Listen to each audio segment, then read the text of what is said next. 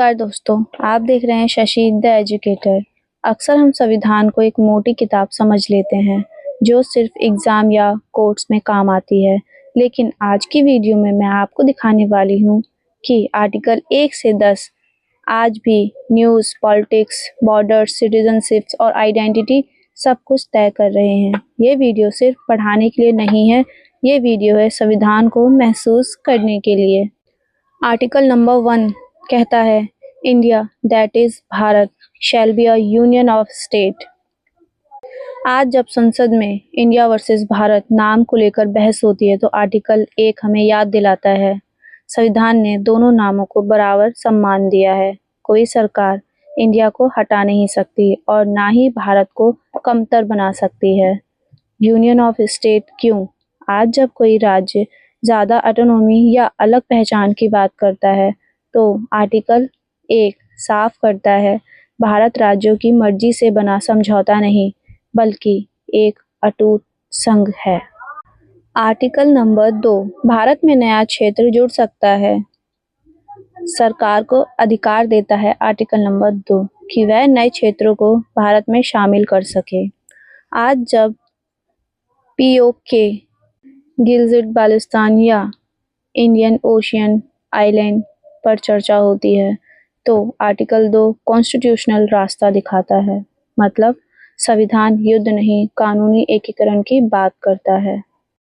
Article number 3 राज्यों का पुनर्गठन। आर्टिकल 3 सबसे ज़्यादा इस्तेमाल होने वाला आर्टिकल है। तेलंगाना का बनना, जम्मू कश्मीर का पुनर्गठन और भविष्य में विदर्भ या गोरखलैंड की मांग सब आर्टिकल 3 के दायरे में आते हैं। लेकिन ध्यान रखिए, राज्य बन सकता है, देश नहीं टूट सकता। आर्टिकल 4 हर बदलाव अमेंडमेंट नहीं होता। आर्टिकल 4 कहता है कि राज्य का नाम या सीमा बदलने से संविधान संशोधन जरूरी नहीं। जब ओडिशा,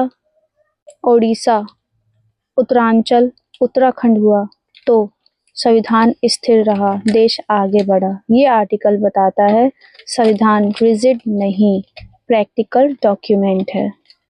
आर्टिकल 5 शुरुआती नागरिकता। आर्टिकल 5 उस समय का आर्टिकल है जब देश अभी अभी आज़ाद हुआ था।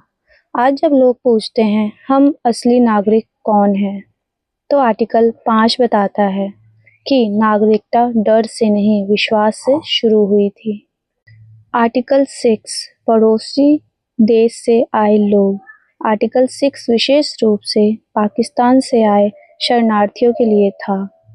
आज जब CAA और रिफ्यूजीज पर बहस होती है तो आर्टिकल 6 याद दिलाता है, भारत ने हमेशा मानवता के आधार पर नागरिकता सोची।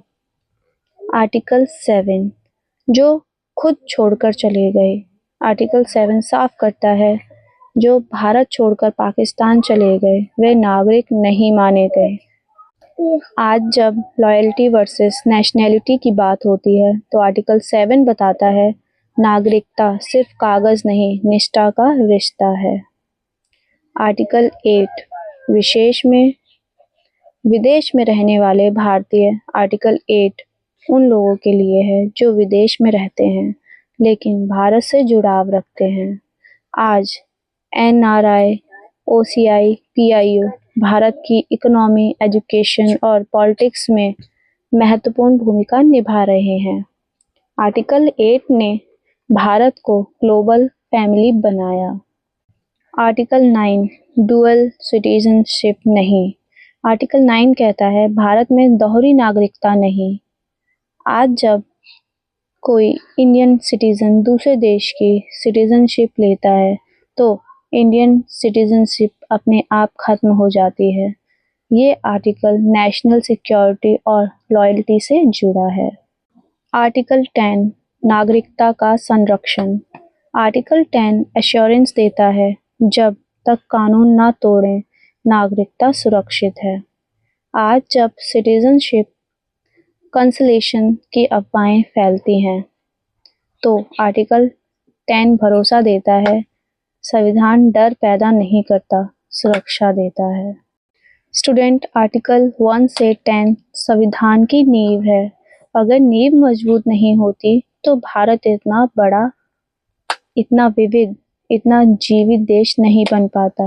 अगर आपको यह वीडियो समझ में आई हो तो शशि द एजुकेटर को सब्सक्राइब ज़रूर कीजिए, क्योंकि संविधान किताब में नहीं, नागरिकों की समझ में जिंदा रहता है।